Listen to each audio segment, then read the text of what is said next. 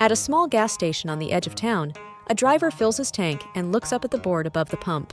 The numbers are higher than the last time he stopped here, and his expression turns into a quiet sigh. Scenes like this are happening every day across the country. Families arrive expecting to spend what they did a few weeks ago, but the total cost rises faster than they realize. Many drivers now pause at the pump, not only to fill their cars, but to consider how much more this trip will take from their wallets. In recent months, gas prices in the United States have climbed to levels that surprise even those used to fluctuations. The average price per gallon has reached amounts that weigh heavily on household budgets. What was once a routine task has become a reminder of rising costs that show up everywhere, from weekly commutes to weekend errands. Millions of Americans now share the same question whenever they stop to refuel. Why has gas become so expensive, and what forces beyond their control are driving these numbers higher? One of the most powerful forces comes from the decisions made by oil-producing nations. In a grand hall filled with long tables and microphones, representatives from major producing countries gather to discuss output. Television cameras capture the moment, lights reflecting off polished wood and rows of suited officials. The topic is not how to help ordinary drivers thousands of miles away, but how much oil will be allowed to flow into the global market. When these nations agree to reduce production, the supply of crude oil shrinks almost instantly. Even a small cut is enough to push global prices upward, sending signals that ripple through trading desks, shipping routes, and fuel contracts. The effect is swift. Traders react in minutes, markets adjust in hours, and within days the impact is visible at local gas stations in America. The same father who once filled his tank without thinking now faces a larger bill because of decisions made in a room far across the ocean. For households already stretched thin, each adjustment in supply adds pressure, turning international strategy into a personal burden. These production policies are not abstract theories. They are levers that shape the price of every gallon pumped into American cars. Their impact reaches far beyond the meeting rooms where the decisions are made, settling into the daily lives of families at gas stations across America. But global supply is not shaped by policy alone. In the Middle East, a region central to the world's oil flow, instability has long been a constant shadow. Even the hint of uncertainty here can unsettle markets across the globe. On evening broadcasts, images of tankers anchored offshore appear, waiting for clearance into crowded ports. Rows of ships stretch along the horizon, their lights flickering in the night as delays continue.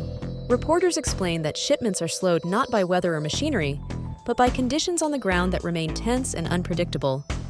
Pipelines that cut across deserts become visible reminders of how fragile this system can be, each headline about disruption adding weight to the anxiety of traders and investors.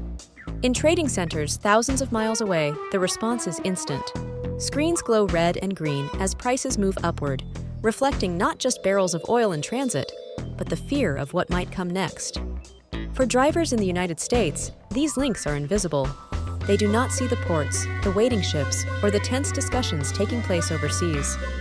What they see is the number on the pump, creeping higher with each visit, carrying the hidden costs of distant uncertainty. This unseen weight shows how fragile conditions abroad can shape the cost of everyday life, extending their reach far beyond the regions where they begin.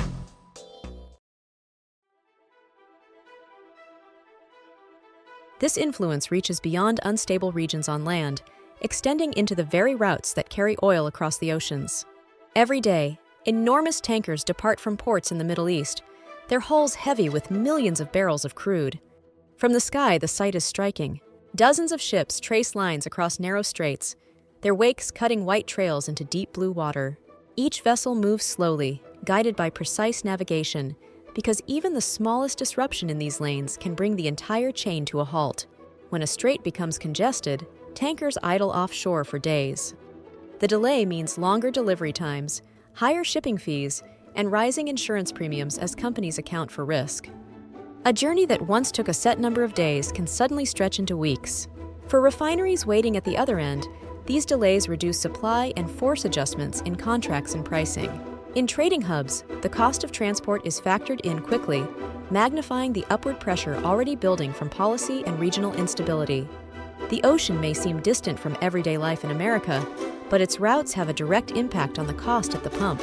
Each additional charge in shipping filters down until it becomes part of the final number families see when they refuel. The sea is vast, but its bottlenecks are narrow, and through them passes a flow of energy that defines the rhythm of daily costs across the world.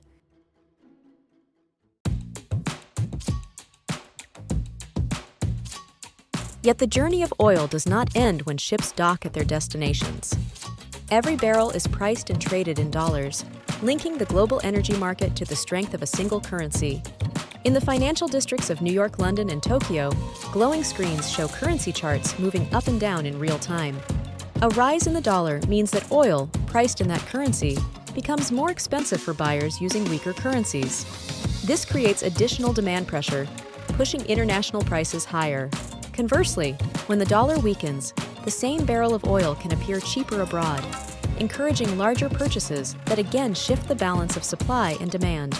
Inside trading rooms, these movements are tracked with precision, each fluctuation translating into new bids and contracts. But the effects are not confined to the world of finance. They travel downstream until they appear on the price boards at gas stations across America. A stronger dollar can add cents to every gallon, while a weaker dollar can briefly ease the strain, though never enough to erase the weight of other forces. For American families, the connection between global currency markets and local fuel prices is invisible, yet it shapes the cost of every commute, every errand, and every journey by car. The numbers that rise and fall on screens in distant cities ultimately decide the numbers drivers see when they fill their tanks.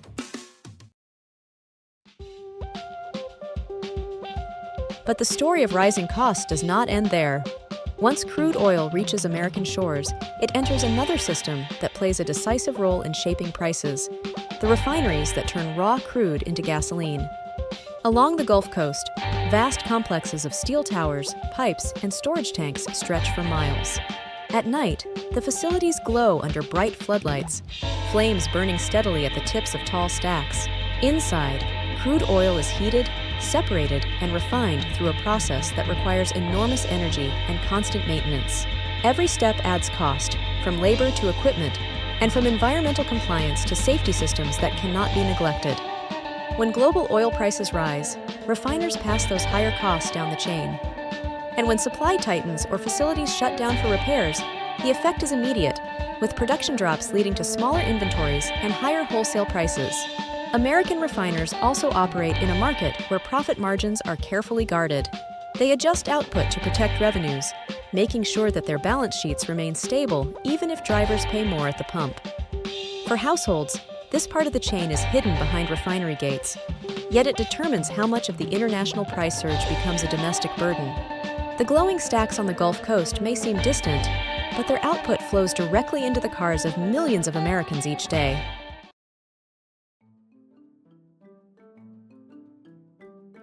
Once refined, gasoline travels another path before it reaches families across the nation. From the refinery gates, fleets of silver tank trucks roll out, each carrying thousands of gallons of fuel. They move along highways at dawn, their polished tanks reflecting the first light of morning as they head toward cities, suburbs, and small towns. Every mile they travel adds cost, and the farther a station is from a major supply hub, the more those costs accumulate. In metropolitan areas where demand is high and delivery routes are short, prices can remain relatively stable. But in rural communities, where trucks must drive hours to reach isolated stations, each trip raises expenses that appear on the price board. Even within the same state, one town may pay significantly more than another simply because of distance and logistics. Ownership also matters. Large national chains can absorb fluctuations by spreading costs across multiple locations, while independent stations often pass every increase directly to the consumer. At the curbside, drivers do not see the miles traveled by trucks or the calculations made in distribution offices. What they see are the tall numbers above the pumps, standing as silent markers of an entire network that stretches from refineries to highways and into their neighborhoods.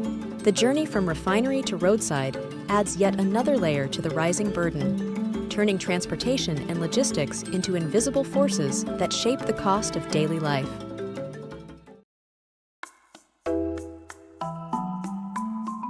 But the story of fuel prices does not end with today's burdens. It stretches forward into the choices societies make about how they will power their future. Across the United States, new symbols of energy are appearing alongside the old. At roadside stations, charging ports for electric vehicles stand next to traditional gas pumps, glowing blue in the evening light. In suburban neighborhoods, solar panels glint on rooftops, reflecting the afternoon sun. Farther out on open plains, rows of white wind turbines turn slowly, their blades cutting arcs through the sky. These images are not yet the norm, but they are signals of a shift. Policymakers debate incentives for cleaner energy, companies invest in technology, and families consider alternatives as they weigh the cost of filling their tanks each week. The transition is not immediate. Gasoline remains essential for transportation, and global markets still dictate much of its price. But each new charging station, each solar installation, and each wind farm adds a thread to a network that may one day ease dependence on crude. For now, the rising price of fuel is a strain carried by millions, yet it is also a force accelerating the search for alternatives. The unseen weight of global markets and fragile supply chains has begun to spark visible change, reshaping the way energy will be produced, delivered, and consumed in the years to come. The only question is, how quickly will this change arrive, and who will be ready when it does?